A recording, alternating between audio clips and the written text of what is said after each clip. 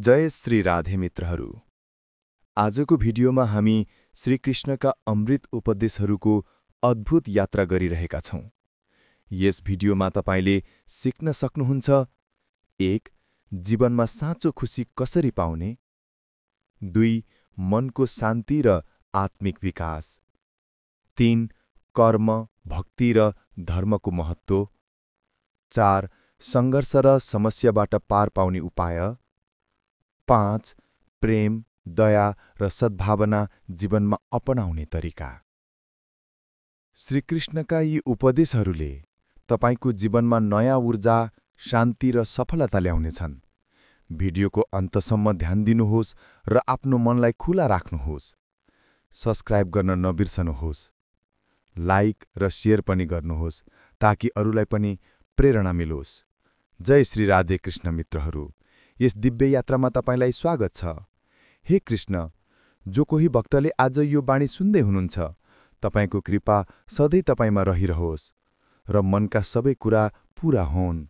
साथीहरू, अब ढिलो नगरी श्रीकृष्णका अमृत उपदेशहरूको अद्भुत यात्रा सुरु गरौं।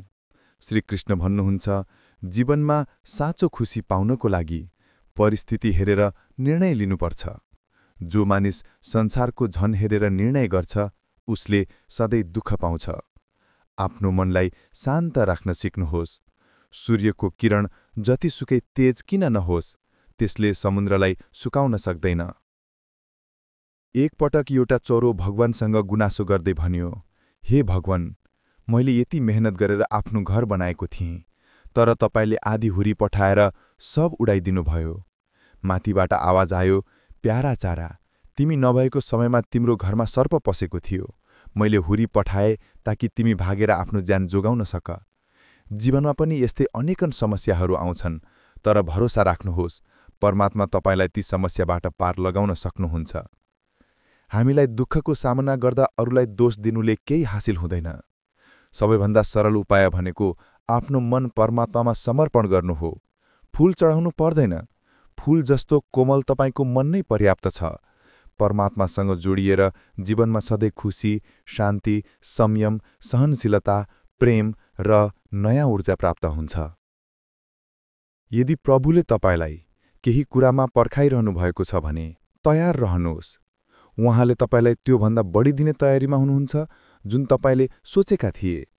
जीवनमा मानिसहरू सधैँ तपाईलाई साथ दिँदैनन्। एक्लोपनलाई अवसरको रूपमा लिनुहोस् र आफ्नो आत्मिक विकासमा ध्यान दिनुहोस्।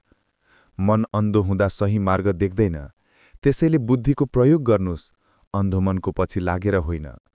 जब तपाईँ बुद्धि प्रयोग गरेर आवश्यक काम गर्न थाल्नुहुन्छ, तपाईको मन तपाईको मित्र बन्दै जान्छ। आजसम्म तपाईको मनले तपाईलाई शत्रु बनाइरहेको थियो। अरूको पीडा बुझ्न मानवता आवश्यक छ। कोयलको आवाज कागले दबाउन सक्छ, तर आफ्नै मिठास घटाउन सक्दैन। यसैगरी अरूको निन्दा गर्नेले सज्जन बन्न सक्दैन। यदि तपाईँ एक्लो हुनुहुन्छ भने त्यसलाई आशीर्वाद ठान्नुहोस्। परमात्माले तपाईलाई आफूमा सुधार ल्याउन समय दिइरहनु भएको छ। समयको विशेषता के हो? जस्तोसुकै परिस्थिति पनि बितेर जान्छ। सफल व्यक्ति सधैँ खुसी नहुन सक्छ, तर खुसी रहने व्यक्ति अन्ततः सफल हुन्छ। सुखमा भगवानलाई नबिर्सनुहोस्, दुःखमा उहाँमा विश्वास राख्नुहोस्। मानिसहरूले रङ परिवर्तन गर्छन्, तर बाँसुरीवाला कृष्णजीले समय परिवर्तन गरिदिन कहिले ढिला गर्दैनन्। मानव जीवन उसकै कर्ममा निर्भर हुन्छ। कर्मको फल अवश्य भोग्नुपर्छ। जीवन रमाइलो छ, कहिले हँसाउँछ, कहिले रुवाउँछ। हार्नु जीवनको हिस्सा हो, तर हारेर जितेको आनन्द अनुपम हुन्छ। राम्रो बन्नको लागि अरूको नक्कल आवश्यक छैन। आफै यति राम्रो बन्नुहोस् कि अरूले तपाईको नक्कल गर्न चाहुन्। मृत्यु एक पटक आउँछ, तर जीवन हरेक दिन आउँछ।